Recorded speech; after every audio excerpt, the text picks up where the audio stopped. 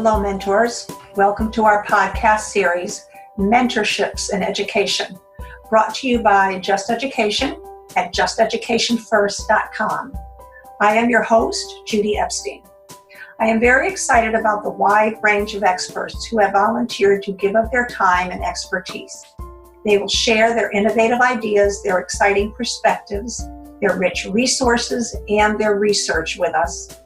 Please continue to delve into these topics on their websites and with your legal counsel, healthcare provider, and education professional. Our guests will have information that will be relevant to mentors supporting struggling students, parents, teachers, administrators, legal support, and health professionals.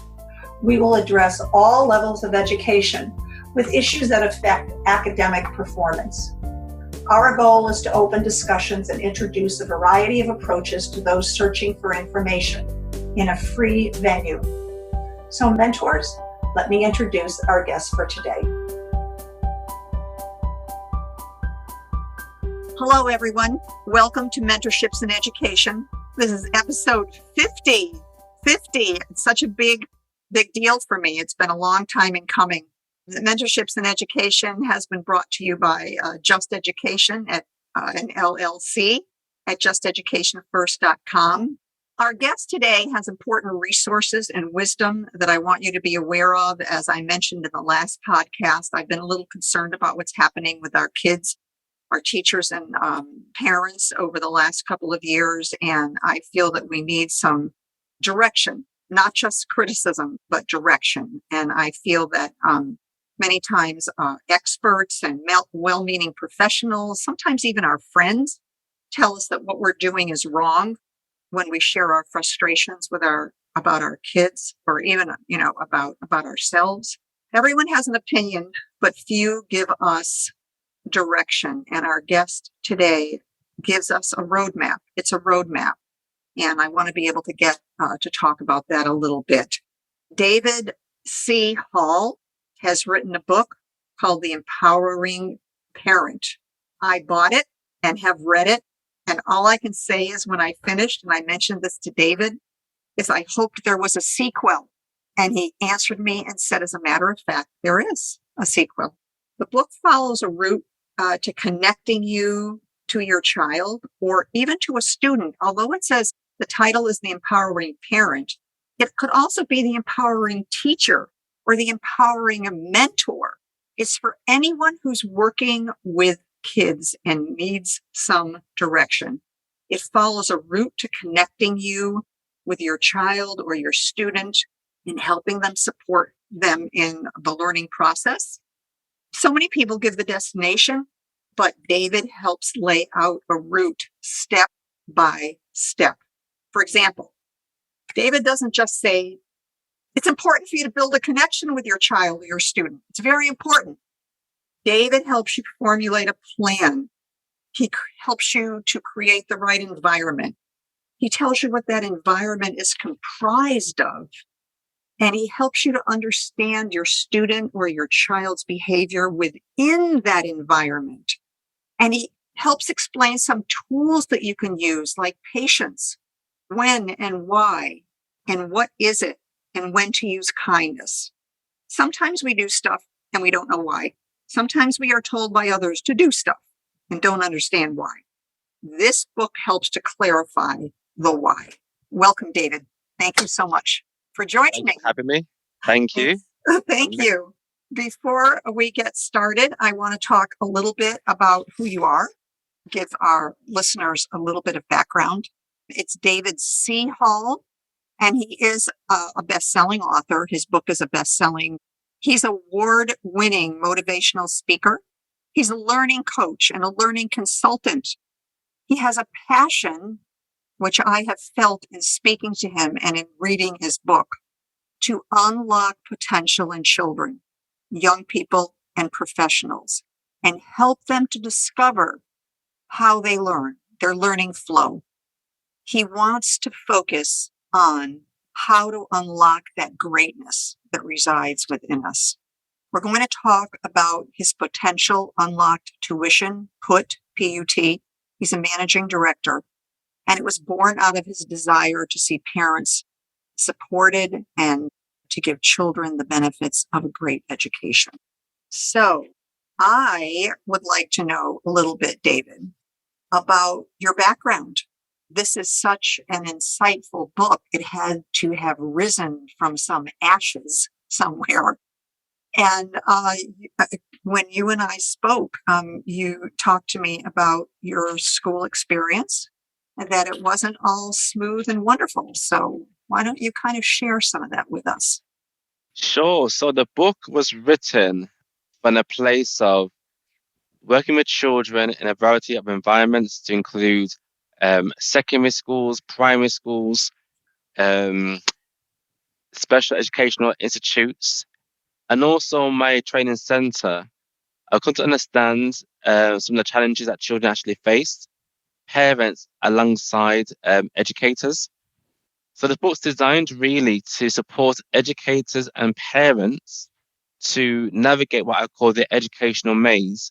So all children are able to come from a place of struggle to their place of their own success in a nutshell. And so our methodology is designed to do just that, that takes children from the struggle to their success. And you, I know, had some struggles yourself going to school. And you talked to me about a mentor who helped you turn some things around. Can you give us a little background on your experience at school and how a mentor, a teacher, whoever it was really a guiding light for you, helped you define who you were, to find who you were? Yeah, sure. So essentially, my story in a nutshell is that when I was quite young, I was diagnosed as being dyslexic. And for those of you who don't know what that actually is, being dyslexic means you have challenges around reading, writing. And also in my case, I had challenges around my speech also. So I had a speech therapist appointed to myself. And throughout primary education, I was 4 years behind my peers. And that had a devastating impact on my self-esteem and confidence. So much so that I resided to the idea that I was an underachiever and that I could never really improve. And my defining moment essentially was when I went to my first parents' evening in secondary school when I was 11 years old. And my former tutor told my parents that David is a lovely young man, but based on his SATs results, which would do in year six when I was 10 going on 11, that wouldn't really attain anything substantial Oh from my an gosh. academic point of view. And as you can appreciate, at that point in time, it's quite devastating, humiliating, and all the other adjectives to describe that sort of feeling of despair. And my mum, at that point in time, showed up as a mentor in that she saw a display board outside my head teacher's office. And on this display board in particular were all the high achievers in history of my secondary school. And my mom said to me in that moment, David, one day you're going to be up there Oh, with all those high attainers. And that really spurred me on to see my own potential and helps me to say, well, actually, if my mom believes in me, that's all that matters. And my job now is to ensure that I can prove the teacher wrong and essentially attain my own greatness. And so my parents as a collective were very supportive in that they helped me with some tuition on the weekends. They helped me my dad bought me and my brother a computer. So my brother and I could improve our literacy skills. But I developed a learning system that helped me to achieve 5 grades above my predicted grades at secondary school. wow. Absolutely. And That's amazing. Just because your mom believed in you, but that wasn't enough. They also helped give you the tools that you need, you and your brother. exactly. It wasn't just, I believe in you, I believe in you, I believe in you. It was, I believe in you, and here's the plan. This is what we're going to do. Absolutely. And So yeah, so that taught me when I got those grades that no matter where we are right now, that's okay. But the key thing is that we can become anything we want if we got three things in place. And those three things are having what I call a winning mindset, believing that you can succeed.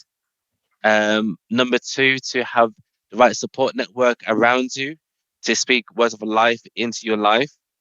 And number three, to have a clear strategy that will take you from a place of struggle to your place of greatness, your place of success. So, do you credit your mom with helping you to find the how of learning how you need to learn? I mean, it probably wasn't the same way that your brother needs to learn. So, is it your mom that helped you with that, or did she seek other professional advice to help support you through that?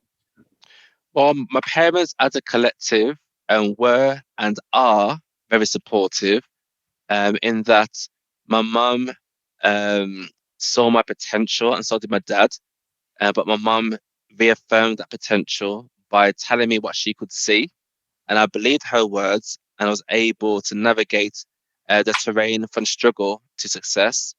But equally, my dad, again, very supportive then and still is. We've given my brother and I the resources to really bridge the gap of struggle to success. So as a collective, and they were able to support my brother and I in different ways, which helped myself in the context of being dyslexic to really believe my potential, to really learn how to learn through tuition on the weekends, and just being very supportive with not treating me as having a disability, but embracing the person that I was to become, believing in my potential, and giving me the space to really flourish and to grow um, in who was I was to become. David, were you diagnosed as a dyslexic when you were in the early years, or was it until later? When did that diagnosis come about? Yes, I was diagnosed earlier on. My first year in school meant that I was actually statemented in reception school. So unlike mainstream mainstream education in the UK, we had 30 children in a class, and my class encompassed six children with two teachers. All right. So, would you say I like to ask people about their aha moment? In other words, when the light bulb went off and you began to realize, oh my gosh, not only can I do this, but if I keep repeating a certain progress process, this is how I am going to be successful. Your aha moment in what you needed to do for yourself in order to be successful. And I would assume that insight that you developed about yourself was the foundation for some of the work that you're doing and put and also in the book that you wrote. Absolutely. And so my two books, The Empowering Parent and Inspire Your Greatness, actually is a roadmap of struggle to success. And back then, I was able to really understand that I had to believe in my potential. I understood that I had to put the work in. And I guess my aha moment was when I was putting the work in at home, by having a regimented routine of how I would complete my homework and revise and so on, and then see myself getting like reaching national expected levels when I was previously an underachiever, but then actually achieving my targets. I never forget the moments when I would have been about 14 years old, thereabouts, and we had the first set of working at grades. And what that means is that your teacher gives a forecast of the grade that you're likely to achieve at the end of the GCSE program. Okay. And I never forget a moment where I saw myself getting seven passage at GCSE. These were my first working at grades. And I stood there in that moment. I thought, well, actually, I've done really well here because I was at a disadvantage earlier on in my school career. I was able to navigate the terrain of struggle to success with supportive parents, and obviously me putting the work in too, seeking that support to being one of the highest achievers in my year group, and leaving school being one of the highest achievers across the board in year 11. This is not the expectation that the teachers thought you would have in taking these tests or doing this work, I'm assuming. This was not the expectation that they thought you would be able to achieve such a high score.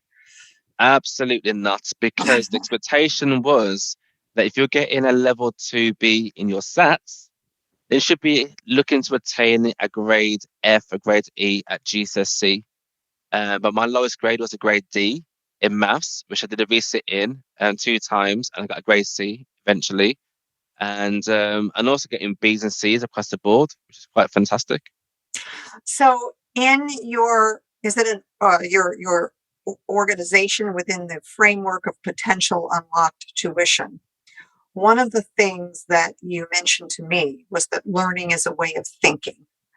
And that's exactly what you're describing to me right now. So, can you kind of talk a little bit about this learning as a way of thinking, about when you said to me, we all have greatness, discovering a child or student's gifts and talents? Obviously, your mom and dad were helping you discover those. Talk to me a little bit about the philosophy that is behind potential unlocked tuition. But the philosophy behind potential unlocked is in a name itself, potential unlocked, and the whole ethos of helping children and young people to see their potential through the mind's eye, to believe in their potential, and having that potential unlocked metaphorically. And by that I mean that all of us have infinite potential, the whole notion of who we can become eventually, and that is unlimited. But what makes it finite is our mindset around who we are, and that includes how we think about learning. And what I have found over the years working with children and young people in a variety of environments is that we are a reflection of our self-concept. And I'll explain. If we believe that we're going to fail, guess what? You are completely right. Conversely, if you believe you're going to succeed, you are also completely right. And so it's helping young people to develop the mindset of you can succeed and it will succeed. And so the whole ethos of potential unlocked is founded on 2 principles: that the result that we have achieved in our life, and that result could be our relationships, it could be our finance, it could be the grades that we have attained. Whatever we have achieved in our life to this point is a reflection of our mindset, the things that we have set our minds on, the things that we have thought on a very subconscious level, and the things that we believe as being true, being our truth, and also our inaction or action, which is our behavior. Mhm. And those things together, mindset and action, will give us a particular result. And so what we do at Potential Unlocked is helping young people and children to become aware of the things that they're thinking on a subconscious level, and to become aware of the beliefs that they have chosen to believe by default or by choice, to become aware of the things that they do on a daily basis. And if that is aligned to their vision for their life, and once they become aware of those 2 things, the results will begin to work in their favor. Because why? I'm sure you heard of the adage previously that success leaves clues, and those clues Yeah. are found in our I like thinking that. I like that. and our actions. So, is that what you mean by the right mindset, the right approach? You used those terms when you spoke with me the last time. Having the right mindset, having the right approach. It's all around this mindset and action, and whether we're thinking in terms of success or whether we're thinking in terms of and the anticipation of failing. Um, is Absolutely. that okay? Because ultimately, what we think will lay the foundation for our emotions. And so, for example, um, we dealt with one of the students who was going to private school. She was getting grade E's in her exams repeatedly, but through examining, supporting her to examine her mindset and her methods of learning, was able to take her from a grade E to a grade B in just Wow. under 2 terms. And within that was able to what I call empowering thoughts, and thoughts that helps you to see your potential, to believe your potential, thoughts that I can do this, I can succeed, I will succeed. And alongside giving her the tools needed to become aware of her learning flow. And learning flow is a place where learning becomes effortless, and we're able to absorb information in a effortless way. And that's called the learning flow. And helping her to find that flow meant that she got a grade B in a very seamless way. And that's an example of how we support students to develop that winning mindset, really. You used the term with me, erroneous thinking, when we were talking before. And what I'm getting a feeling, I'm getting a better feeling or understanding of what you mean by that when you're talking with students and you understand what they're thinking, what's going on in their head. Then you're able to put together how that erroneous thinking might have an effect on whether they're being successful or not successful. Is that am I applying that appropriately, would you say? Um, Yeah, absolutely. Because, as I said to you before, that whatever we think, we actually become. And so I'll give an example, working with one of our students who believed that maths was really, she wasn't getting the grades that she wanted to achieve in the maths. Through digging a little deeper to understand her paradigm, she was beginning to lose distraction, lose focus in class. She's getting distracted, not being focused. And when I dig a bit deeper, it turned out because whenever she came across questions that were really hard or challenging, she'd lose focus. So helping her to restrict her thinking meant that whenever she came across a hard question, she developed the capacity to work through those challenges and to be able to work it through and get the answers correct. But had we supported her with a methodology of learning without addressing her mindset, it meant that she would have still found the work hard and be distracted. And so what we say is learning really is a way of thinking.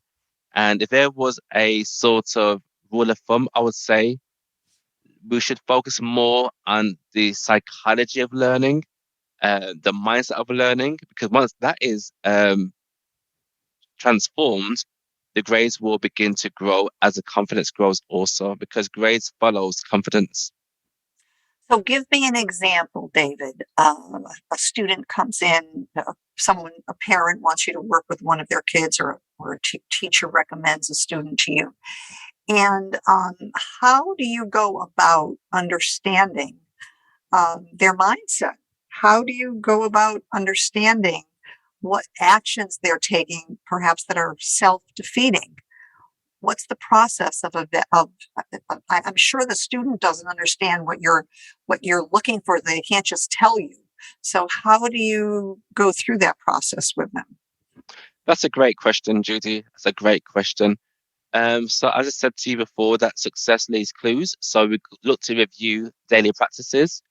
So things like what time do you go to bed? What time do you wake up? Because obviously, Oh, if we're tired, pretty basic stuff. Yeah. if Okay. we're tired, then we're not going to be learning effectively. Hmm. We look at how they're currently learning at the moment. We look at things like the current learning strategy, the current attainments. We have a general conversation with them to discover what the thoughts are, attitudes are towards learning, where that came from, and so on. And over time, you begin to build a picture as to where they are right now and also where it came from as well.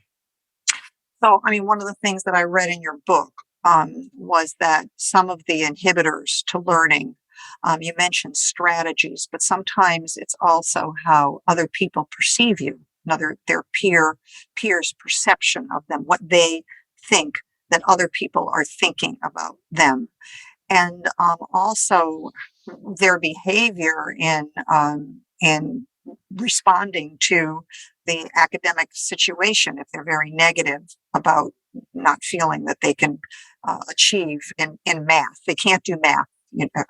Sometimes kids will say to me, "I can't do math." So some of those that thinking, that way of perceiving yourself, which may come from other people also, is an inhibitor to success as well. Would you say that's accurate? Absolutely. I mean, I want to give you an example, if I will. If you were to put a sponge in water, Mhm. then we would know what the outcome would be, that whatever is in the water would appear in the sponge. I'll go a step further.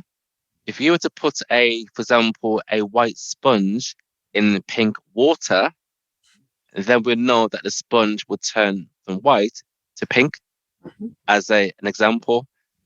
By the same token, children are a reflection of their environment, and so speaking as a parent, as an educator, my book outlines two principles by which we can develop a strong relationship with any child. And those principles is founded on connection and cultivation. I thought there were 7 principles that govern your work with kids. Seven principles, absolutely. So the seven Okay. principles, picture, parents, and and so on. I'm referring to within the parent segment of our methodology. Okay. There are two principles called connection and cultivation. Yes. And so the points that I'm trying to allude to here essentially is Wi-Fi.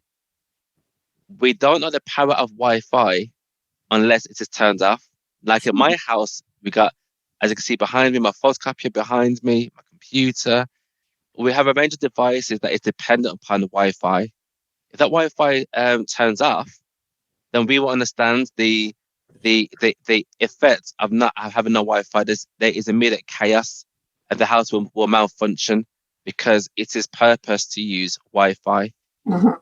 All children, adults, young people need to connect with, in the context of education, with practitioner, or in case context of the home environment with their parents. If that connection is not there with a child, they will malfunction.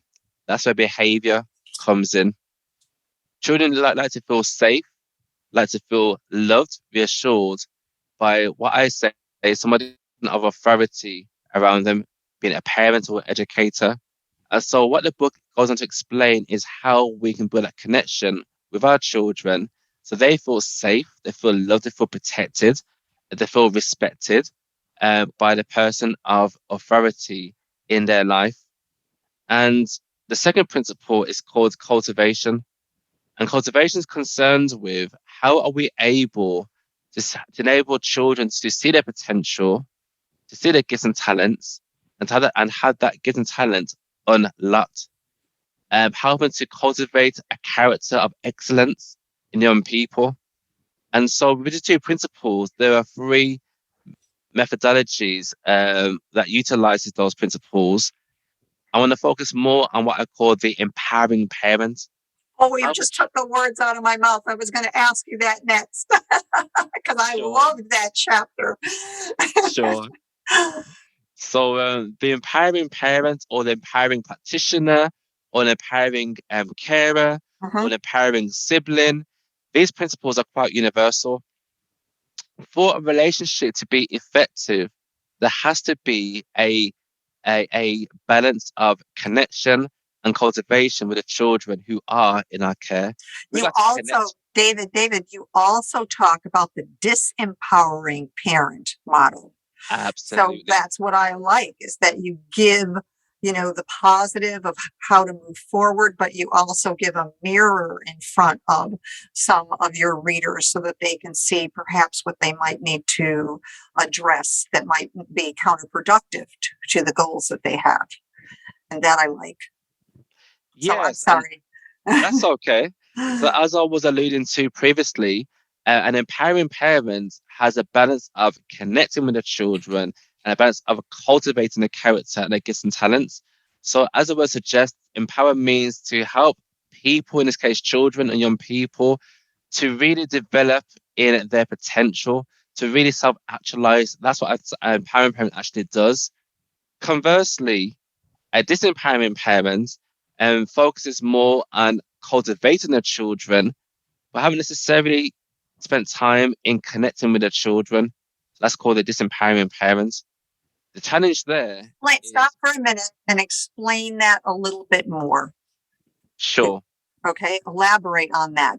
Um, what specifically is called the disempowering parent, and why is that what happens? Okay, no problem. So a disempowering parent will focus mainly or preliminary on cultivating their children. So in other words, they focus on things like discipline, and that's a high priority for disempowering parents.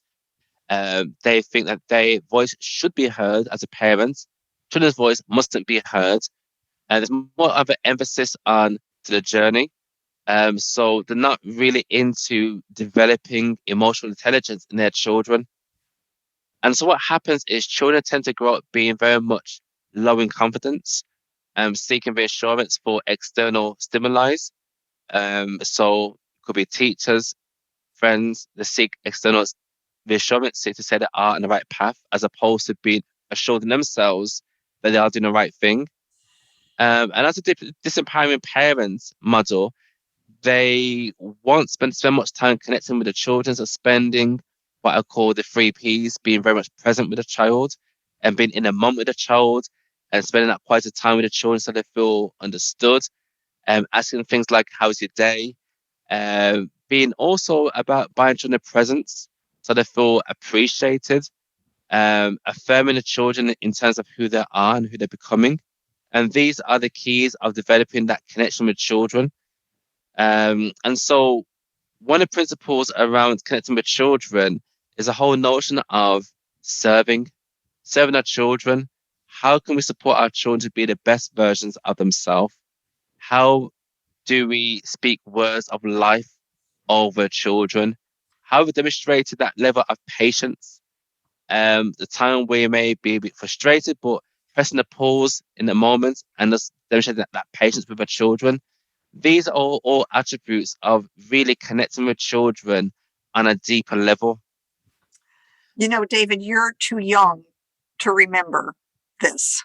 But when I was raising children, there was a book out by a doctor, Spock, I think his name was, and all the parents, I'm trying to remember his name, all of the parents used to use his book as a Bible for raising the children. When your child is crying, should you let them cry or should you go pick them up? How long should you let a baby cry? How long, what kind of comfort do you provide? I mean, it was a how-to of raising your children. Some of the theories were proven to be ineffective, but that was the book that many of us used when in the 70s when we were raising our children.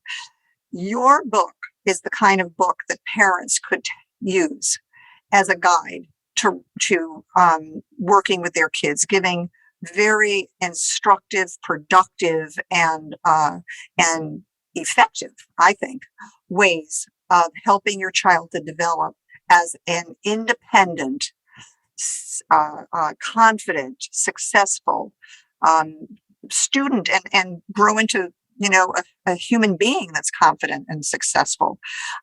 One of the things that you talk about in your book is navigating the educational maze, and there are so many, I don't know, quagmires, I call them, that parents are confronted with as their children are going through school. Can you talk about that a little bit, and ways that parents might want to address some of those issues as they come up? What are the issues that you're finding are more prevalent, and what works and what doesn't work? Sure. So the whole notion of educational maze is the idea of, we're trying to go in a maze, but then the question is, how do we leave that particular maze? In this context, educational maze. And so the idea here is, as parents, um, we not may not be quite sure around the key milestones or how we can support their children to really flourish academically, socially, and also in a holistic way. And I'm sure it's every parent's wish that their children are fulfilled in what they're doing, both within school environment and post education, that the children are successful. But lastly, the children are transformed from a place of struggle to their success.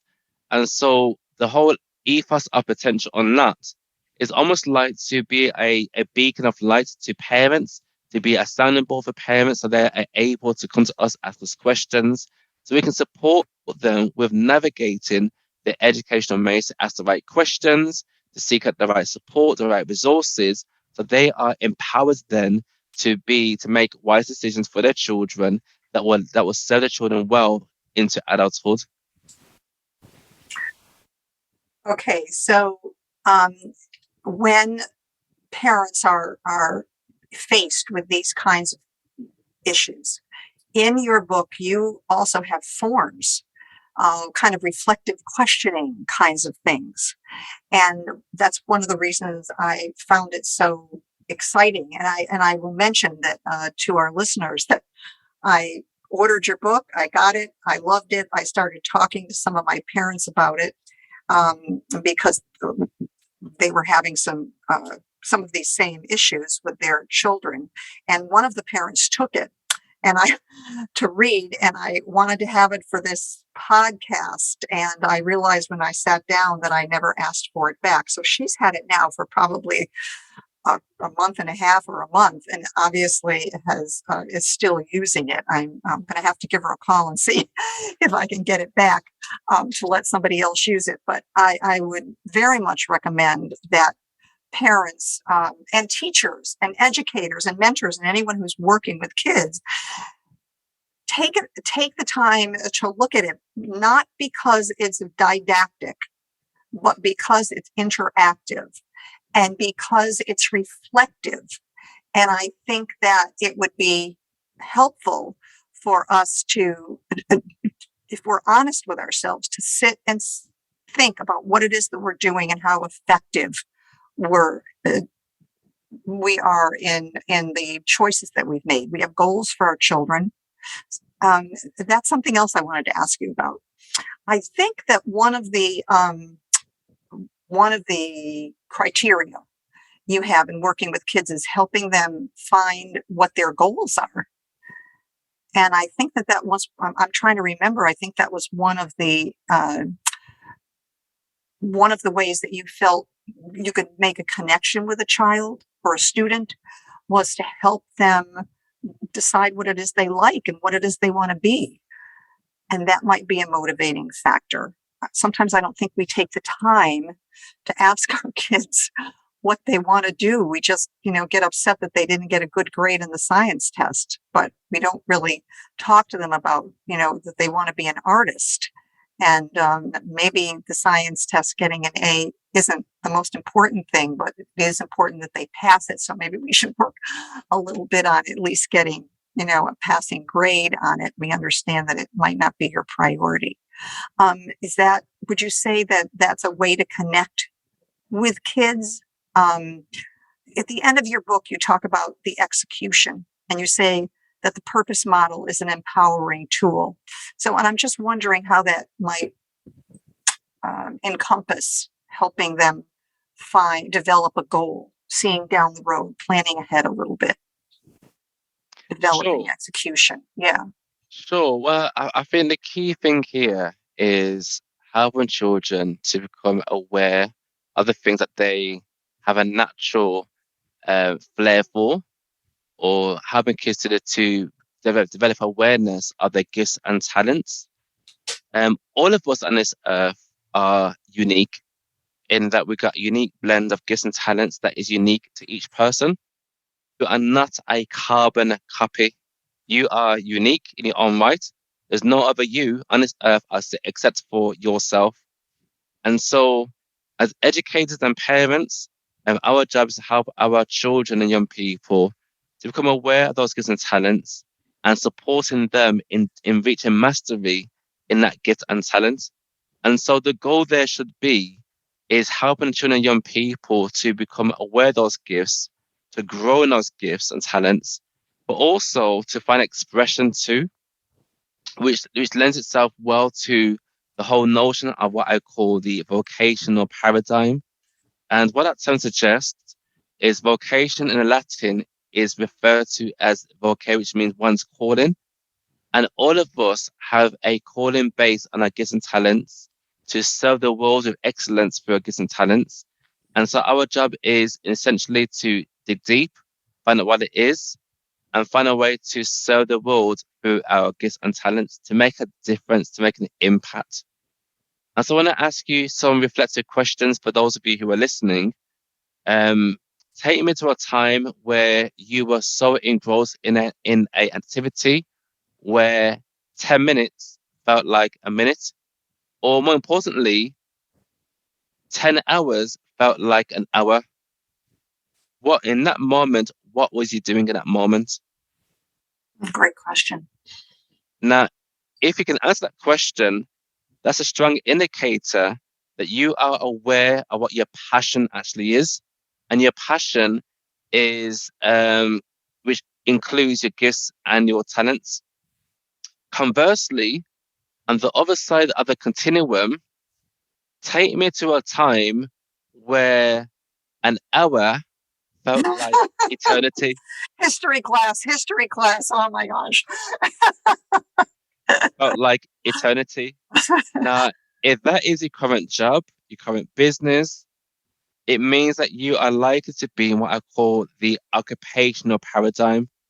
And what that term suggests means that you are working to make a living because it pays the bills and that's it. But I want to encourage you today that you are purposed for greatness and that you are purposed to have your potential unlocked. And so I want to make the transition, if you are in occupational paradigm, to go into the vocational paradigm. You talked about, we just have time for one more question that I'm going to ask you.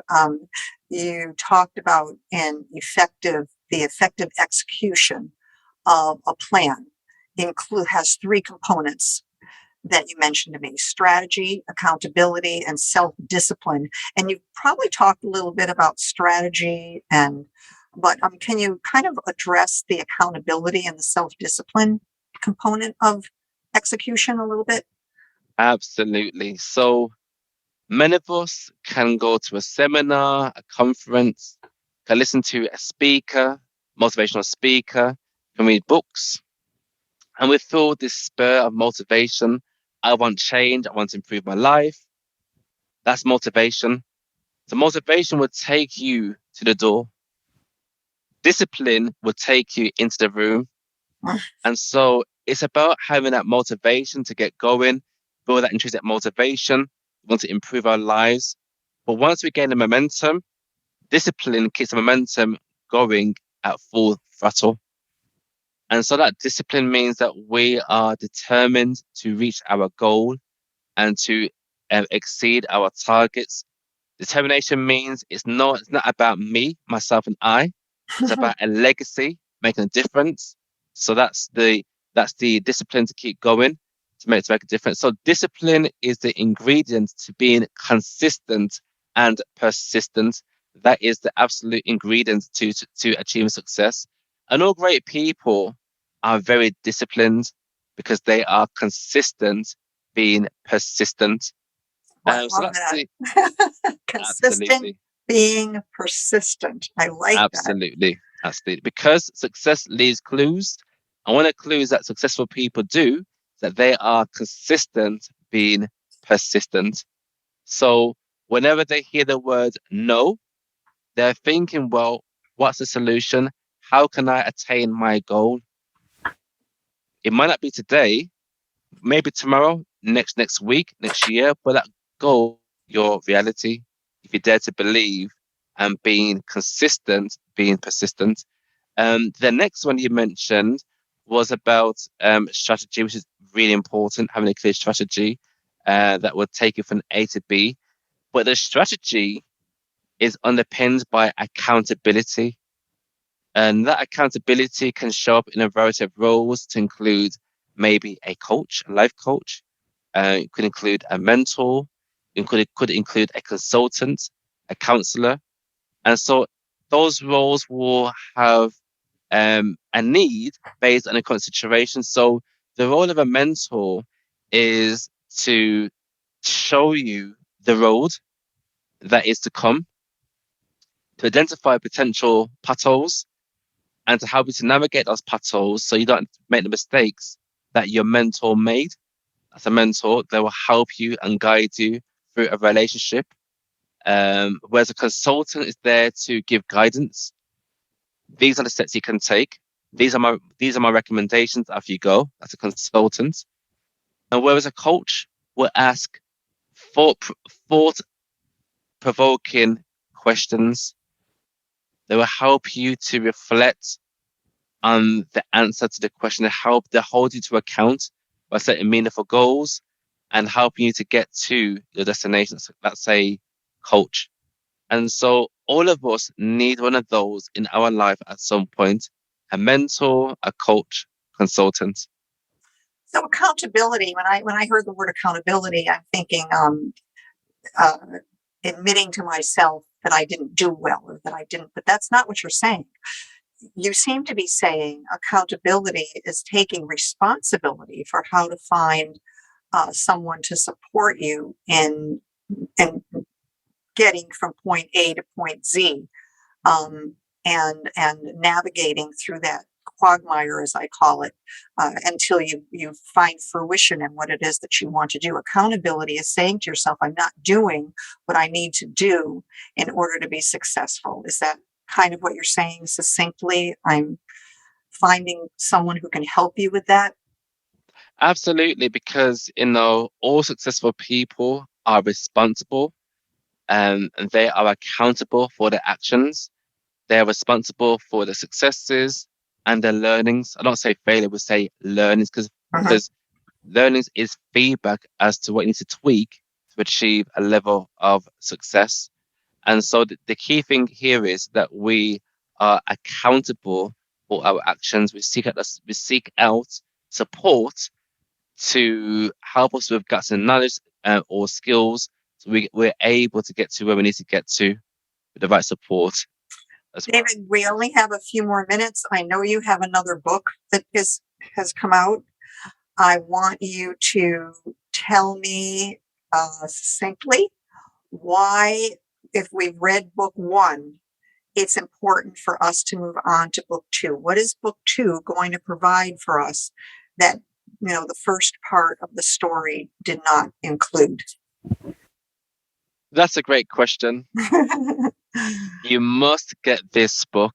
If you are an educator and working with children within education, if you are a policy maker, influencing change, if you are a parent that wants the best for your children, this book is for you. All right, our listeners are not going to be able to see that, so give us the title. Give us the But title, Inspire Your Child's Greatness, and it's by David exactly, C. Hall. Okay. inspire your child's greatness. It's a book written to give you the 7 principles that will guide children, young people from their struggle to their success. And the roadmap there is through our methodology, which is 7 steps. You heard right. Yeah, that's Seven what we steps. talked about before, the 7 principles. Okay, the steps. Absolutely. Right. To take you from struggle to your success. And those 7 principles are around developing a picture of your success through your mind's eye. and that's around personal leadership, because you cannot go forward unless you understand where you're coming from, but equally where you're going. That's personal leadership. The second principle is around parents developing the winning environment in the home environment that will support that success in picture. And the third P is called program, and developing the right habits, routines that will be a support to the picture that you have identified through your mind's eye. And the fourth P is partnership, and collaborating with educators, professionals that will give parents the tools, the strategies to support the children, but conversely, support children with really maximizing. Fifth P is practice. Practice makes permanent, or practice makes progression. And so learning the skill of how to learn, how to be a lifelong learner, to really tap into your learning flow, to be able to get the grades that you deserve. If you, whether you are an academic learner or a creative learner, whichever one you are, and I'll explain. All of us are born creative. We're able to get ideas. We're able to solve meaningful problems through our creativity. But as we embark on formal education, we make this transition from being a creative learner to being an academic learner. Now, for a creative, they are able to draw a picture to convey what they can see with a mind's eye. But within academia, we train our young people to use words and to use words to explain what they can see with a mind's eye. That's called an academic learner. The challenge that we have, not all children are able to make the transition from being a creative to being an academic. And what that means within a school environment is the children who are creative typically are neurodiverse and typically tend to progress into middle to bottom sets at school. Whereas academic learners, they tend to progress into middle to top sets and do really well. And so our strategy is to help the creatives to really move up sets by learning in more of a creative way. And the academics also to be supported with reaching their full potentials. That's a practice element of our methodology. Mm-hmm. Then we have passion, helping our young people to be attuned to their gifts and talents, and being aware of what they are, being aware of how they can be developed. And lastly, we on path. That's the seventh principle, and that's more concerned with helping our young people to find the right route, or where their gifts and talents can be effectively deployed, and so the world make a difference. But also, and to be aware of um, how to spend money through financial education, and the whole ethos of being a lifelong learner. So there are the 7-step principles that would take young people from struggle to their success. That's great. I hope that it's interactive. Is it interactive like the other one? It is. Self-reflective kind of a book? Absolutely. Okay, that's wonderful. David, I have so enjoyed speaking with you in the past. And again, today, you have so much to share with us. And I'm looking forward to getting the next book and sharing that with some of my parents as well. I hope that our listeners agree that this is some important stuff that we've been talking about today. We have kids that are really frustrated with what is going on in our schools, in our culture, in our world today. And it's hard for them to focus on their academics. It's hard for them to not be worried about what's going on with their friends and their families. And David's book is a wonderful foundation of information to be able to help with that. I hope you keep in touch and peruse the coming podcasts that we have lined up for the spring with all of our professionals who will be supporting us in some of the questions that we have in working with our kids in the world atmosphere that we have at the moment. Thank you all. Keep safe and stay connected. Thank you. Thank you. Take care now. Thank you, mentors, for being with us today. If you found this podcast of value, please visit justeducationfirst.com to subscribe to our blog and mentorship and education podcast so that you may continue the exploration with us.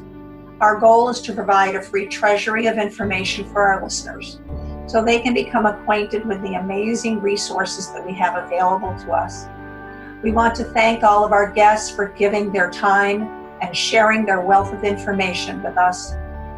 Please also visit their websites and explore more of their resources to further your pursuit of the topic.